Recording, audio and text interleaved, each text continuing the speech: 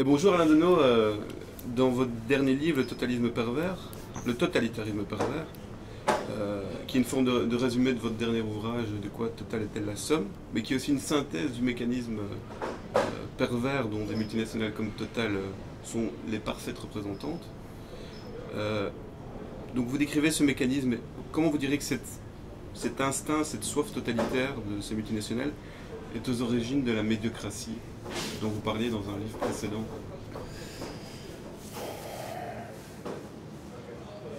D'abord, j'ai eu à parler du totalitarisme et j'ai voulu adjectiver l'expression, puisqu'on en parle. J'ai parlé de totalitarisme puisque le cas d'école qui m'intéressait pour évoquer l'enjeu des multinationales était Total. Et que Total s'est appelé Total pour des raisons précises. C'est pas simplement parce que le mot était transposable dans différentes langues. C'est parce que dans les années 50, la Compagnie française des pétroles, qui était titulaire de cette marque Total, voulait montrer qu'elle faisait partie des grandes. Elle se présentait comme la 8e des 7 sœurs, c'est-à-dire une entreprise capable de jouer dans la cour des grands et qui prétend pouvoir se positionner dans un ensemble de pouvoirs de type privé qui dominent des filières entières d'activité, mais aussi un jeu géopolitique qui commence à s'établir sur une échelle mondiale. Donc on est Total, nous aussi. On n'est pas seulement des petits Français dans notre coin avec une réputation d'incapable, parce que c'était le cas à l'époque, plus ou moins. Donc Total a voulu participer d'une forme de contrôle et de domination d'un type totalitaire nouveau.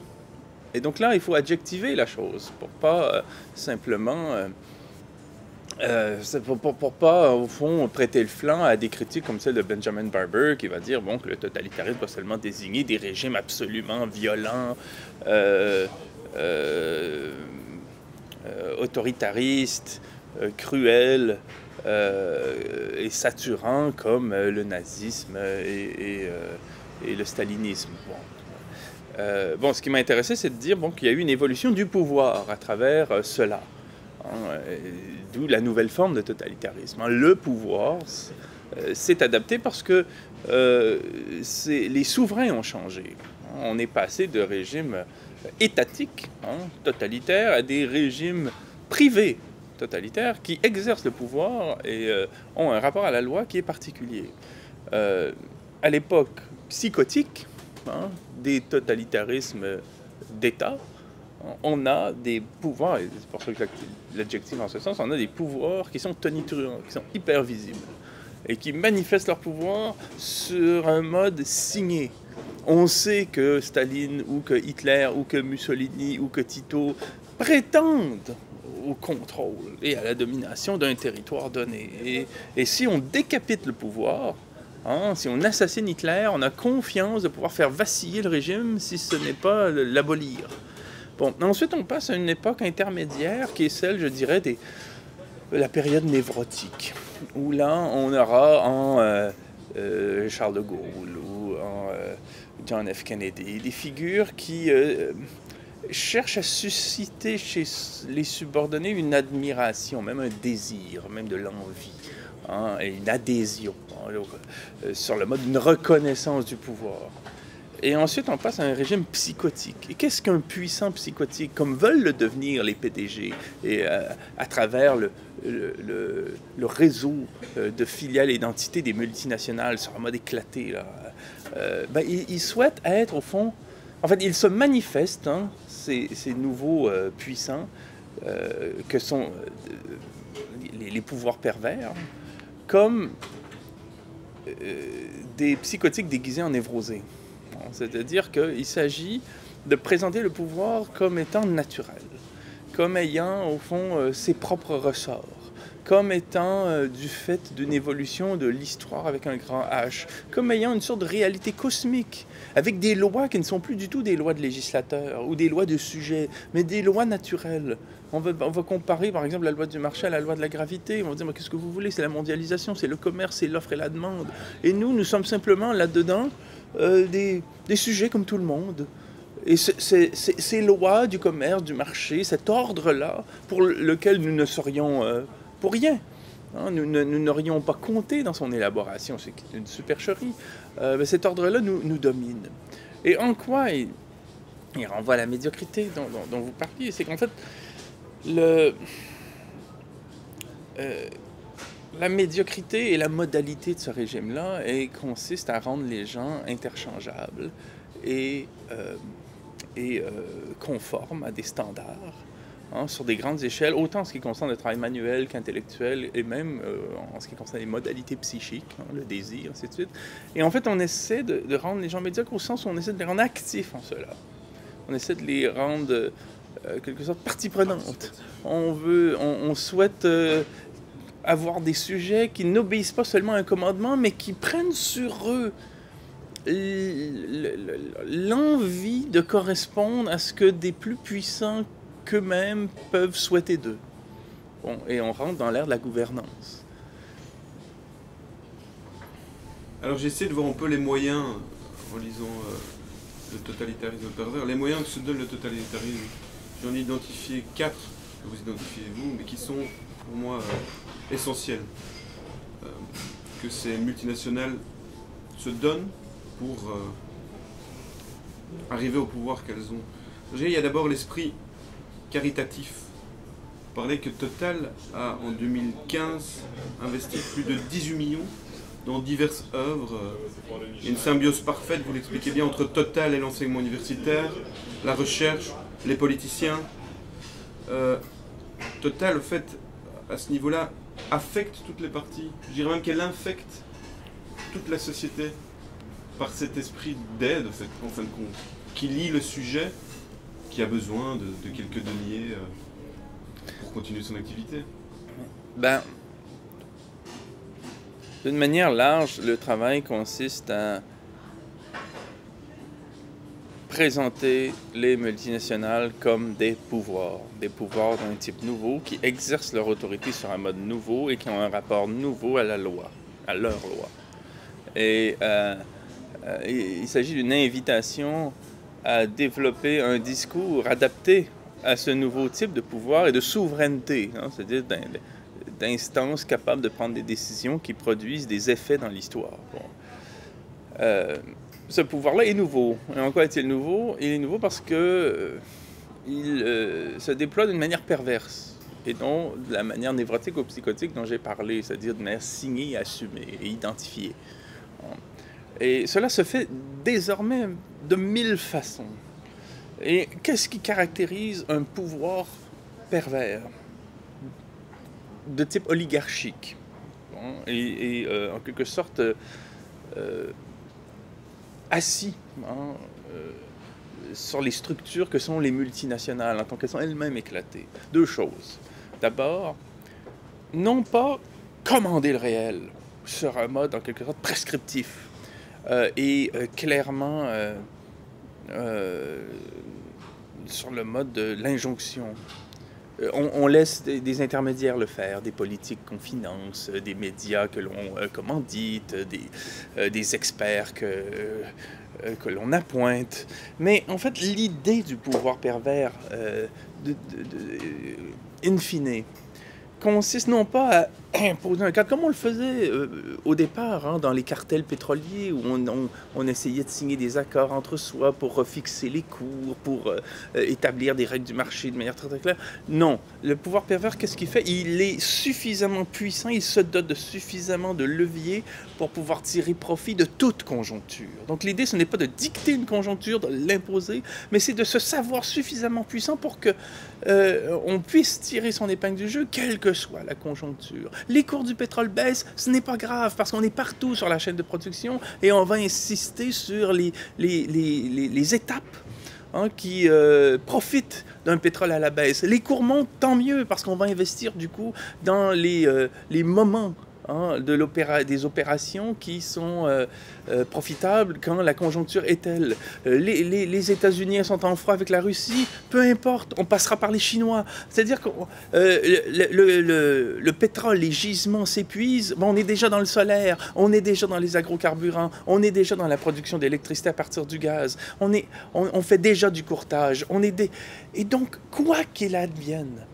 hein, nous sommes suffisamment totaux, hein, nous sommes suffisamment maîtres d'une évolution, hein, sur le plan d'une totalité, hein, systémique, hein, pour être capable de toujours nous en sortir, toujours nous positionner. Et c'est ce qu'on dira même par moments explicitement, sans aller jusqu'à la fin du raisonnement, quoi.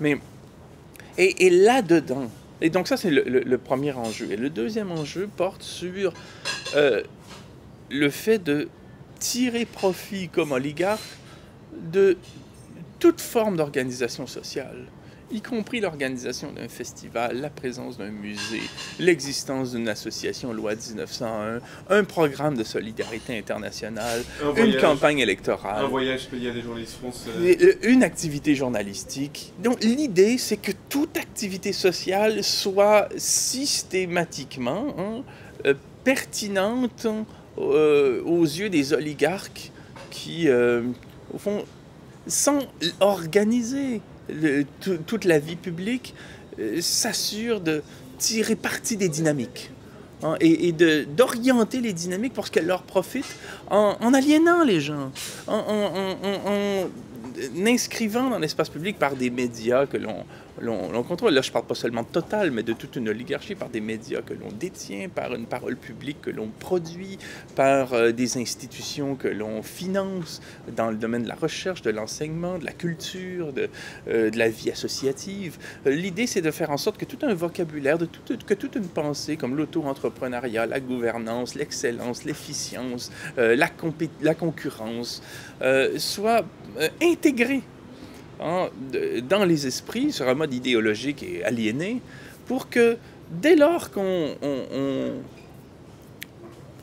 s'engage dans la vie civique ou professionnelle ou commerciale ou industrielle, on soit en phase avec un régime qui profite systématiquement, donc d'une manière systémique et systématique, quoi, aux oligarques, quoi, aux puissants.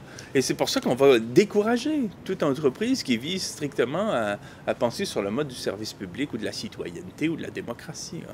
Et donc, dans cette perspective-là, se trouvent en jeu toutes sortes de subventions qui, d'une part, achètent l'autocensure et d'autre part, aliènent activement. Ça m'a fait étrangement penser à la Loterie Nationale ici en Belgique, qui est le premier mécène du pays, et qui a fait des campagnes où il disait « devenez scandaleusement riche ». C'est aussi une manière de taire l'inégalité et de distribuer à des fêtes de village, diverses associations. Ouais, si on payait ses impôts avec autant de frénésie qu'on achète des billets de loterie, on aurait un autre rapport à la vie publique.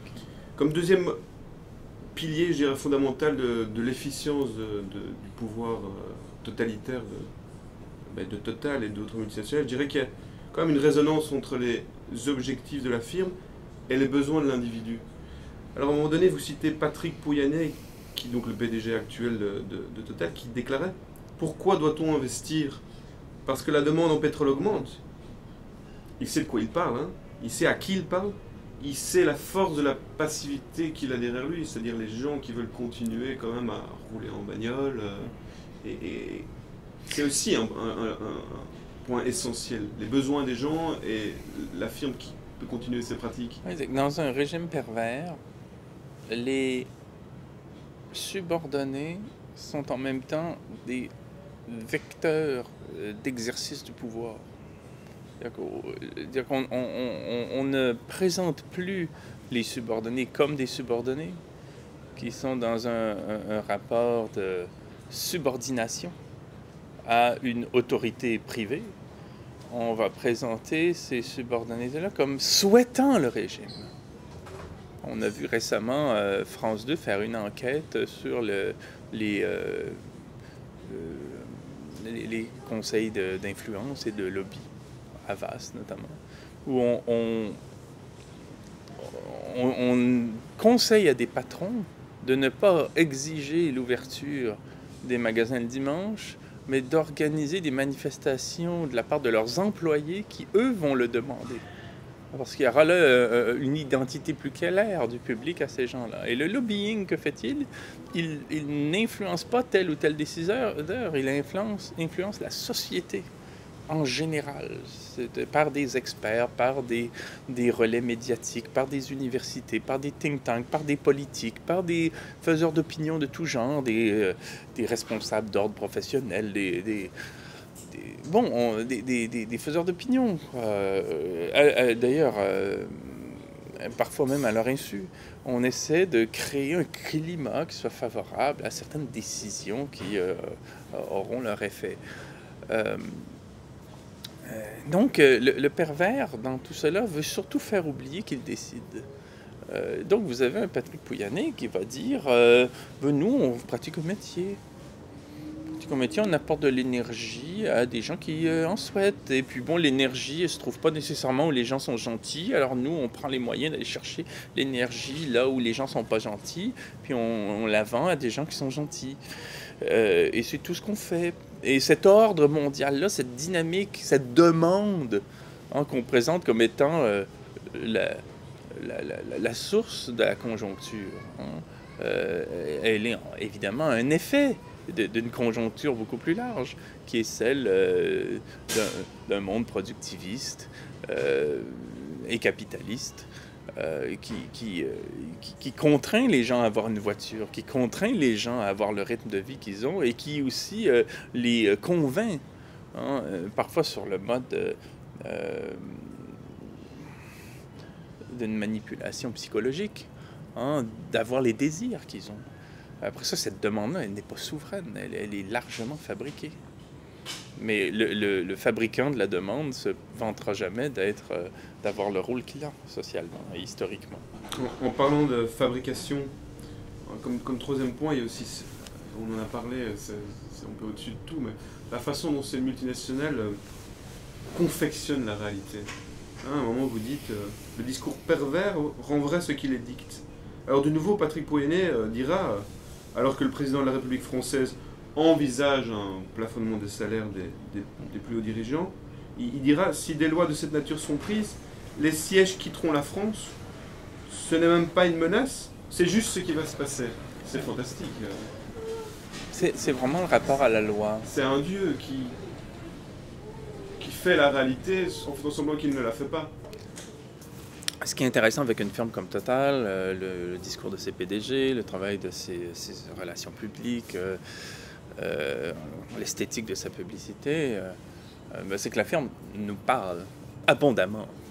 C'est une multinationale qui, comme elle le dira, communique beaucoup sur un mode intransitif. Ce que ne fait pas Goldman Sachs, par exemple, dans le secteur financier. Donc là, on reçoit une parole, de toutes parts d'ailleurs. Et cette parole-là en dit beaucoup, et elle en dit sûrement beaucoup plus que ce qu'elle prétend dire, c'est-à-dire que du sens excède la volonté de produire le sens.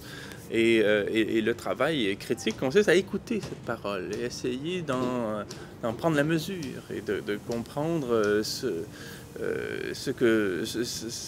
qu'il en est de sa portée idéologique, de ses intentions et aussi de soit de ses falsifications, de ses constructions ou de ses omissions. Bon, et donc, parmi ce qu'elle nous dit d'une manière transversale au moins toujours 3 choses quand il s'agit d'un cas un peu délicat. Là, on va nous dire, bon, c'est légal. Bon. Total ne fait pas de politique et le passé appartient au passé. En gros, ce serait ces trois modalités, quoi. En plus de ce qui est très très clairement perceptible, du genre nous travaillons à la rentabilité de nos actionnaires, nous sommes écologistes, je ne sais trop quoi encore, quoi. Nous sommes responsables d'un point de vue.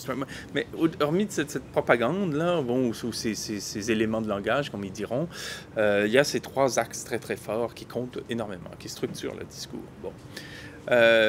Prenons nous ne faisons pas de politique. Qu'est-ce que ça veut dire? Ça veut dire que la politique, en fait, ne nous intéresse pas parce que nous nous intéressons aux dynamiques mondiales qui forceront de toute façon tout élu à se conformer à des règles qui ne sont plus celles des législateurs. Nous faisons en sorte que le législateur soit face, on pourrait dire, à un principe de réalité historique, mais que je préfère moi appeler une réalité sans principe. C'est-à-dire un monde dans lequel les lois, au fond, n'ont plus de portée. Les lois au sens de la justice, de la justesse, de la souveraineté populaire, de la délibération, du compromis. Tout ça ne doit plus avoir de portée quand on se retrouve face aux enjeux mondiaux qui sont déterminants pour tout le monde. Par exemple, la crise en Argentine, dans les années 1990, elle a été foudroyante pour tout le monde en Argentine. On est d'accord. Bon. Crise monétaire d'abord, qui évidemment donne lieu à une crise économique très grave, et sociale, et sécuritaire, et bon, et politique. Et bon, tout le monde est atteint par cela. Et le problème est d'autant plus préoccupant qu'il est lié directement à l'application d'un programme idéologique qui était promu à l'époque par l'oligarchie, par la haute finance, par la grande industrie, par des politiques, je dirais, complices. Bon. Eh bien, qu'est-ce que font les firmes multinationales, dont Total en Argentine, dans ces années-là, du moment que le gouvernement essaie un petit peu de reprendre la main, de donner un peu de cohésion sociale dans cette crise au sujet de cette époque-là, quoi, essayer de réorganiser le réel social. Bon, on les poursuit. On poursuit les autorités publiques devant des mécanismes de règlement de différends qui n'ont rien à voir avec les traditions juridiques de nos pays et qui sont, au fond, des mécanismes bricolés aux marges de l'histoire.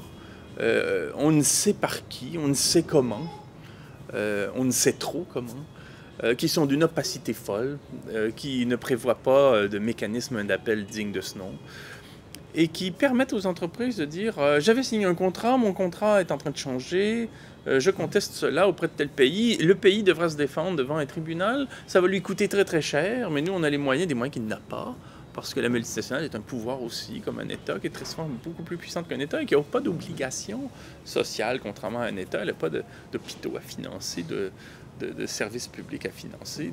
Bon, et si ce n'est que sur le mode caritatif qui est celui de la publicité. Bon.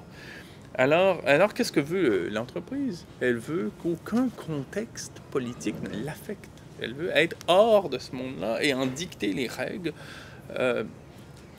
de façon à ce que tout le monde doive s'y conformer, peu importe le prix, peu importe le coût. Mais en présentant ce pouvoir-là comme étant, encore une fois, de l'ordre du cours naturel des choses, et des scientifiques, et des experts, et des hauts fonctionnaires, et des fonctionnaires internationaux, à l'OMC, à l'OCDE, ainsi au FMI, à la Banque mondiale, vont continuellement, en quelque sorte, corroborer l'idée que c'est comme ça que le monde doit fonctionner si on veut être en phase avec une sorte de cosmos. Bon, mais surtout ne jamais faire paraître l'exercice de ce pouvoir-là comme étant le fait d'un désir assumé par un sujet puissant. Jamais. Et ça a commencé tout au long de la modernité, cette affaire, mais elle a pris elle a gagné en ampleur au fil du temps. Mais même déjà, Siegfried Kracauer, le sociologue, s'étonnait d'avoir rencontré un patron qui se vantait de lui expliquer que s'il sortait de son bureau et se faisait écraser par un autobus, jamais son entreprise n'en verrait les conséquences. Parce qu'un mécanisme avait été préparé pour qu'elle tourne toute seule, finalement. Et on devrait s'en inquiéter. On devrait s'inquiéter qu'un pays puisse être des mois et des mois sans gouvernement, par exemple. On devrait s'inquiéter de voir que le président directeur général d'une des firmes pétrolières et énergéticiennes les plus puissantes au monde meurt sur la piste de décollage d'un aéroport à Moscou sans que cela ne change rien à quoi que ce soit de fondamental. Qu'on soit dans quelque chose qui s'est emballé tellement que ceux qui en profitent ne savent plus l'arrêter. les Warren Buffett, les George Soros, les Larry Fink, les Raymond Becker, les Joseph Stiglitz sont parmi les rares à avoir un minimum de lucidité par moment et d'être capable de dire mais ce régime n'a aucun sens, mais comment l'arrêter? Comment l'arrêter? C'est une grande question. On y reviendra après, mais il y a aussi un point important quand même dans l'histoire de firmes comme Total, c'est la négation historique totale qu'ils mettent en œuvre. Ils veulent par contre comment ils se sont créés, quelles exactions, quelle destruction, quelle pollution, quel désastre ils ont commis pour pouvoir en être où ils en sont. Les PDG de ces firmes n'aiment pas parler du passé. Oui.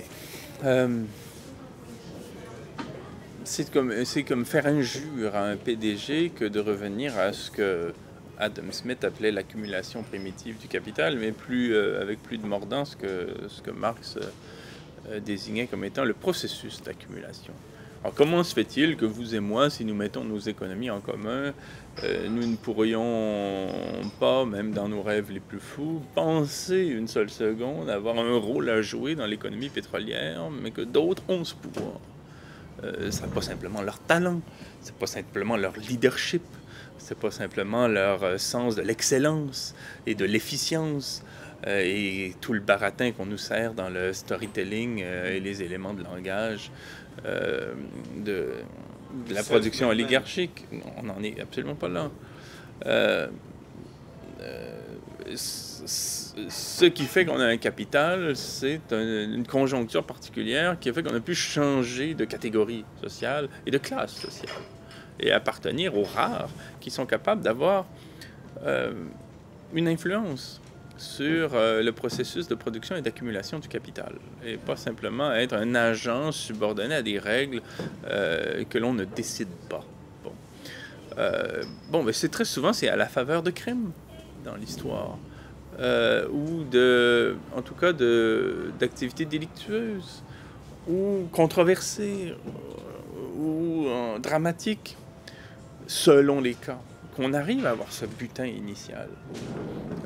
Et l'oligarchie a les moyens de couvrir de l'égalité des opérations du genre qui ont permis cette accumulation première. Par exemple, en Afrique du Sud, qu'est-ce qui fait qu'aujourd'hui, la firme Total soit un acteur de premier plan dans ce pays? Ben, elle nous dit elle-même qu'elle est fière d'y être depuis 1954. Elle a collaboré avec le régime raciste de l'apartheid. Une dictature, incontestablement. Là, je prends un cas qui fait l'unanimité volontairement. Vous avez un régime qui, j'ai pas besoin de rappeler son dossier, hein, je veux dire, qui pratiquait la ségrégation, qui brutalisait les populations noires, qui était une violence absolue devant toute réplique organisée. Je veux dire, bon, et Total, à l'époque, la compagnie française de pétrole, qui est une des composantes historiques de Total avec la belge Petrofina et la société d'État Elf, non seulement faisait en sorte que la police et l'armée puissent être approvisionnées en hydrocarbures, en produits pétroliers, et même pouvoir compter sur le travail d'une raffinerie, mais permettait en cela au régime de se financer sur les marchés, parce que là on avait un effet de levier, et donc d'exister. Et on pourrait parler du Myanmar aussi, puis on pourrait parler aussi des logiques néocoloniales de la France au Congo-Brazzaville et au Gabon. Et donc là on a là des moments de l'histoire qui permettent au capital d'exister. Et ce qui est surtout important, c'est de rappeler que le capital est, au fond, la mémoire de ces actes-là. C'est pas tout de dire aujourd'hui, mais on ne le fait plus. Éventuellement, dans de très très très rares cas, on va s'excuser. Ou c'était légal, ou à l'époque c'était légal. Ce sont des pratiques qui appartiennent au passé. Quand on dit ça, il y a une chose qu'on n'a pas dite, c'est que le capital dont on dispose maintenant, hein, c'est-à-dire être capable de générer un flux d'activité de plus de 200 milliards d'euros par année et de dégager des bénéfices qui oscillent entre 7 et 14 milliards d'euros par année. Cela dépend de ces actes historiques dont on est responsable. Hein? Et ce capital en est la mémoire et en est la conséquence directe. Et si on ne répare pas minimalement ce qui explique d'une manière choquante l'élaboration de ce capital, et si on ne le démantèle pas, eh ben, le problème reste entier. Donc aujourd'hui, si vous avez la firme Total qui est présente en Afrique du Sud, c'est parce qu'elle a en grande partie collaboré avec un régime. Sinon, il aurait été beaucoup plus difficile pour elle de s'implanter aujourd'hui. Il faut prendre des précautions énormes quand on écrit sur Total, parce qu'en tant que sujet, pour recourir à la justice, c'est quasiment impossible. Alors que eux, ils agissent, comme vous dites, le plus souvent légalement, et qu'il est impossible, sinon difficile, de la traîner devant les tribunaux. À un moment, vous dites, comment en effet contester devant les tribunaux l'arrivée en trompe de Total sur le marché libyen à la faveur d'une guerre d'invasion, alors que cette intervention a été décidée par les autorités françaises et britanniques, sous couvert de l'OTAN, à partir de textes onusiens. Donc le pouvoir pervers, vous dites, est complice de la loi plutôt qu'il ne la transgresse. Est-ce que ça sert encore, nous, d'y avoir recours, si on veut s'attaquer à Total? En tout cas, s'intéresser à Total, s'intéresser à son discours, écouter ce qu'elle nous dit, et prendre la mesure de ce qu'elle nous dit, et essayer de tirer un enseignement de ce qu'elle nous dit, en prenant au sérieux sa parole, et pas simplement en lui opposant un discours du berger à la bergère, du genre non, non, tout ce que vous dites est fou, mais c'est de comprendre qu'est-ce que l'idéologie a de vrai, en quoi l'idéologie, en fait, construit un réel qui devient tangible. Hein? Si on veut comprendre cela, force est ensuite de faire une critique radicale des institutions de justice, en mettre des guillemets, hein? De tout l'enjeu de la procédure, de tout le problème de la mondialisation, qui permet à des acteurs d'exister sous une forme fragmentée, hein? Mais sans jamais être des sujets de droit. Une multinationale n'est pas un sujet de droit, un groupe industriel ou financier n'est pas un sujet de droit, ne sont sujets de droit que des entités. Hein, dans le droit commercial, tel qu'il est défini à l'échelle mondiale, il n'y a de droit que pour les tentacules, mais jamais pour la pieuvre. Hein, donc chaque État s'intéresse mollement, le plus souvent, au tentacule qui agit chez lui, mais jamais au cerveau qui meut la tentacule sous une forme cohérente à l'échelle mondiale, parce qu'aucune n'a les prérogatives qu'il faut pour légiférer à l'échelle de cette mondialisation. Donc vous avez un déséquilibre dans les, je dirais, dans les volumes. Hein, il y a une disproportion inouïe, hein, qui est de l'ordre du jamais vu dans l'histoire. Bon. Donc on a là un rapport qui nous amène à penser, à revoir des stratégies militantes qui consisteraient à dire on va poursuivre les entreprises parce que, puisque du point de vue de la morale, ce qu'elles font est mal, ça doit être aussi mal perçu du point de vue des institutions judiciaires. Alors que lorsqu'on fait un petit peu de critique et de sociologie du droit, on se rend compte qu'au fond, on apprend dans les facultés de droit à des futurs avocats à penser à rebours du bon sens, puis même à rebours de la morale. Vous citez Eric David, qui est un prof d'UNIF ici à l'ULB, qui dit justement que droit et morale coïncident parfois, mais pas toujours. Pas toujours, et Duncan Kennedy sera beaucoup plus franc, lui. Et Duncan Kennedy, qui est un critique des institutions judiciaires occidentales, notamment états-uniennes, dira ce qu'on montre aux étudiants, hein, pour séparer les hommes des enfants, là, au début, hein, des cours, dans les premières étapes là, de la formation, hein, des futurs avocats, c'est de les amener à dire telle situation est immorale, elle est inacceptable selon la conscience morale commune, mais en droit, elle est convenable. Bon, et on essaie de dissocier, hein, dans l'esprit du futur avocat les ressorts de la moralité commune, même comme Kant pouvait l'intuitionner et la présenter, et les techniques du droit. Et on scinde la conscience des gens. Et ceux qui ne sont pas capables de cette scission violente sont invités à aller faire de la sociologie, de la psychologie, de la philosophie, de la littérature, de l'éthique. Bon, allez vous amuser là-dedans si vous y croyez encore. Nous, on va continuer en gens sérieux à raisonner selon des logiques qui sont strictement formelles et qui permettent de faire ce qui choque la morale conscience commune. Et on va appeler ça la justice en plus, comme comble du cynisme. Ça s'appelle aujourd'hui le droit. Et donc, penser le pouvoir de Total, c'est penser ce droit-là, s'il s'agit d'essayer de comprendre ce que veut nous dire Total quand elle prétend agir légalement. Mais ça veut dire que parfois, elle bénéficie de la complicité d'un État dont on pourrait s'attendre qu'il la sanctionne. Parfois, elle profite de la complicité d'un État en tant que le parquet qu'il arrive à téléguider est passif. Parfois, il s'agit de vide juridique. Parfois, il s'agit de scission en droit entre la maison mère et une filiale dans un État qui ne sera jamais encadré comptablement. Parfois, il s'agit de règlements hors cours. Parfois, il s'agit de mesures dilatoires qui font traîner ad vitam aeternam des procédures.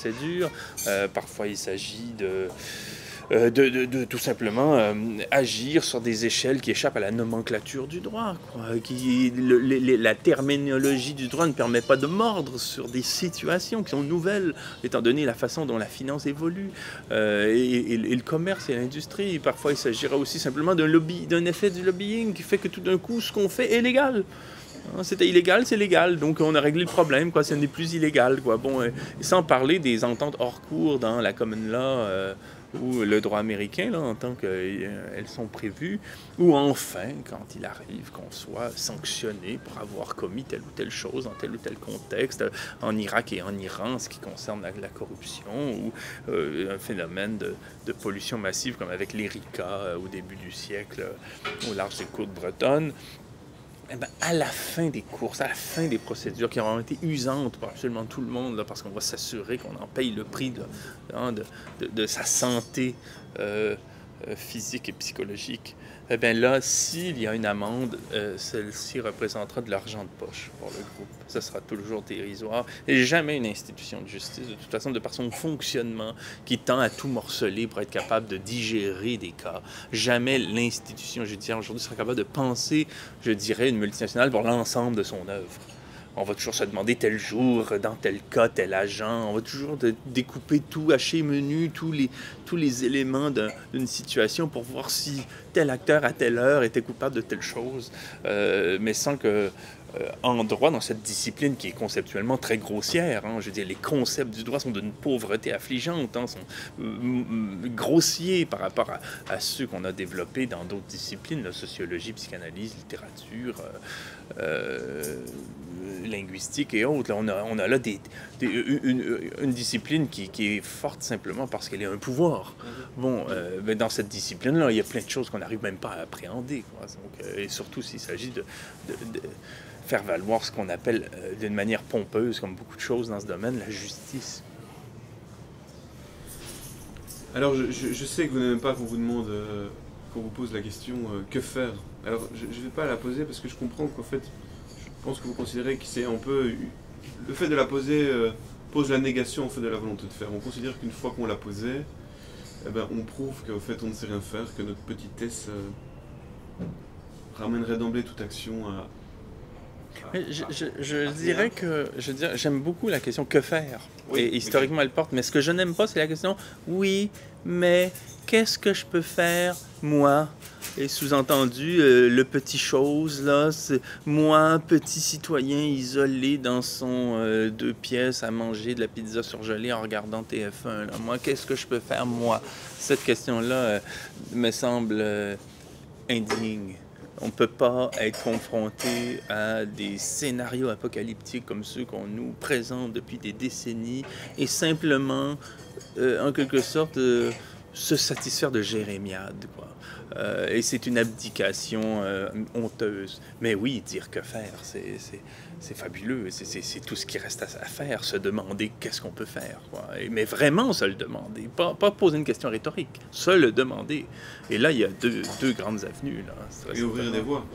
Mais on comprend en même temps, quand on lit de quoi Total est-elle la somme et le totalitarisme pervers, quand même une sorte de sentiment d'impuissance. Tellement la pieuvre a des tentacules partout.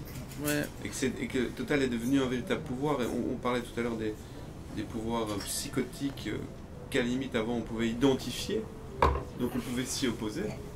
Maintenant l'opposition est à la limite beaucoup plus difficile, beaucoup plus complexe. Effectivement, on est mal parti quand on est face à un pouvoir pervers. Vraiment mal parti parce que le pouvoir nous traverse et nous utilise. Il nous rend complices. Il n'a pas de signature. Quand même qu'on se dirait aujourd'hui, tiens, je vais buter le PDG de tel groupe. Je veux dire, on sent bien que les fusibles sont rares et qu'on est continuellement récupérable parce que le pervers, vraiment, j'insiste, fait flèche de tout bois. Le pervers s'est organisé pour que toute conjoncture, à peu près, lui profite ou être capable d'étouffer toutes celles qui pourraient lui nuire de manière très subtile, même si ça peut être parfois très grossier dans l'expression, quoi. Mais avec je dirais des apports qui peuvent être parfois très fins, quoi, tel l'expert qui intervient sur tel point, tel média, des diversions. Et aussi une maîtrise de techniques comme celle des médias, des relations publiques, la finance qui tourne toujours à l'avantage. C'est comme si la pièce tombait toujours du même côté. Bon, on peut avoir cette impression-là. On s'ennuie, on finit par s'ennuyer de ce qu'on dénonçait hier encore. On finit par s'ennuyer du bon vieux régime psychotique. Là, on a un Ben Ali devant soi et on se dit, ben, si je fais tomber Compaoré, Ben Ali, Hitler, bon, je peux souhaiter générer autre chose. Mais quand on a comme souverain, en gros, Mickey Mouse, des marques, je veux dire, des figures toutes plus ridicules les unes les autres, de dire qui pense aujourd'hui qu'en renversant Emmanuel Macron, il va se passer quelque chose? Il y en a 1000 qui attendent, quoi. C'est juste un représentant des ventes, ce gars. Bon, donc... Créé par les médias. Il était sûrement pas un grand banquier, par exemple. Je veux dire, on voit bien qu'il est là juste pour remplir un office du point de vue du casting. Donc rendu là, je dirais qu'il y a deux choses à faire, quoi, ou trois, quoi. La première relève d'une opération intellectuelle qui ne débouche pas sur une perspective pratique, en tout cas pas maintenant, mais qui permet au moins de se dire les choses. Hein. Le problème des multinationales, ce sont les multinationales. Juste ça. Arrêtons de dire qu'il faut les encadrer, il faut les amener à se responsabiliser sur un mode volontaire, qu'il faudrait avoir accès à des données d'une manière un petit peu plus large, qu'on devrait pouvoir, je ne sais pas, de l'intérieur, les choses. Non, le problème des multinationales, ce sont elles. Aucun démocrate ne peut souffrir qu'autant de pouvoir soit concentré entre aussi peu de mains sur des sujets aussi névralgiques que les leurs. On ne peut pas supporter ça. Bon, les multinationales sont le problème. La solution, c'est leur dissolution. Bon, une fois qu'on a dit ça, on ne peut pas faire grand-chose, mais au moins, on a mis les choses au clair entre soi et soi. Ne serait-ce que psychologiquement, c'est un discours d'éradication, dans ce sens, de la radicalité, quoi. Et l'idée, c'est d'être capable de dire, les multinationales, on n'en a pas besoin, de toute façon. Pas besoin de multinationales pour se loger, pour avoir des chaussures, pour boire des boissons sucrées, pour se divertir. On n'en a pas besoin. Elles s'interposent entre nous et ce qui est indispensable ou ce qu'elles ont rendu indispensable dans la façon de générer un ordre. Bon. Maintenant, qu'est-ce qu'on peut faire? On peut faire plein de choses, des petites, des grandes, et mesurer ce que l'on fait à cette échelle. Donc, pas prendre pour une panacée le fait de s'être battu, des ONG le font, pour obtenir, je ne sais trop quoi, veut dire un rapport de solidarité en droit plus net entre les maisons mères et les filiales, un accès aux données de groupes dans les paradis fiscaux, un plafonnement des salaires dont on parle. Je ne dis pas que c'est advenu, mais on en parle, quoi. Donc, imaginer des choses qui, sur une échelle, nous font avancer vers la solution, même si il est entendu que c'est pas satisfaisant, quoi. Mais en même temps qu'il s'agit d'une tension vers ce qu'on peut faire, quoi. Et l'autre chose, c'est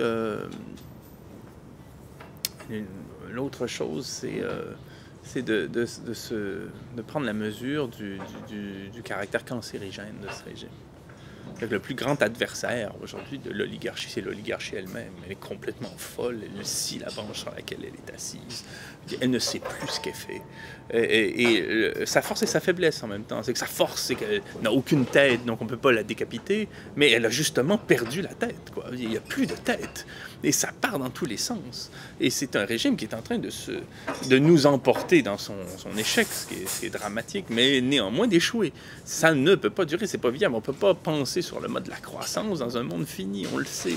On ne peut pas penser que continuellement les gens seront dupes au point d'aimer se faire humilier. Dire, on ne peut pas penser que c'est pérenne, qu'il y a quelque chose là qui n'est pas économique. C'est là que vous percevez un possible basculement? Ben absolument. Il suffirait qu'il y ait une conjoncture, une sorte de mise en conjonction des crises sécuritaires, financières, politiques, morales, météorologiques, ainsi de suite, pour que là, les choses s'embrasent et qu'on perde vraiment le contrôle. Et on est toujours à deux doigts de se retrouver devant une organisation pareille du réel.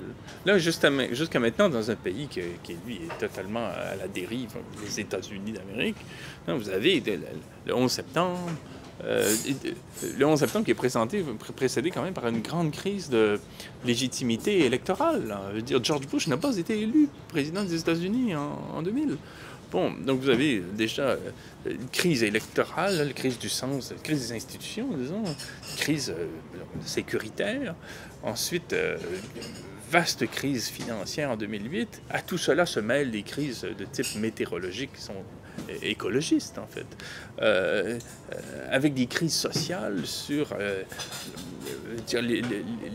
les identités. Bon, et on est parvenu à chaque fois à isoler ces crises. Mais qu'est-ce qui se passera lorsqu'elles vont se combiner?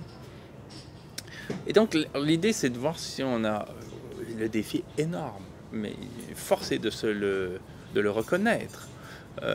Est-ce qu'on nous aurons collectivement la force, au moment où ça dérapera d'une manière saisissante et spectaculaire, de profiter du vide, de profiter des circonstances pour tenter le plus possible de mettre en application des modèles, des modes qui tablent sur le partage, sur le bien commun, sur la solidarité, sur l'entraide, plutôt que sur le fascisme, parce que c'est bien ça qui sera en cause, là. Est-ce qu'on va arriver, avec le peu qui nous restera, parce qu'on aura perdu beaucoup, hein, de nous réorganiser sur la base de principes qui sont grands, hein, plutôt que de principes mesquins? Est-ce qu'on pensera en termes de solidarité ou de concurrence quand il restera presque plus rien? Hein, qu'il y aura une crise de l'énergie, une crise des ressources, une crise du logement, une crise alimentaire. Qu'est-ce qu'on fera? Et c'est d'ores et déjà qu'il faut se préparer psychologiquement et intellectuellement pour être capable de mobiliser les symboles et les vocables requis à ce moment-là pour favoriser une conjoncture de type solidaire et généreuse. La question est ouverte. Merci Alain Deneau. Merci.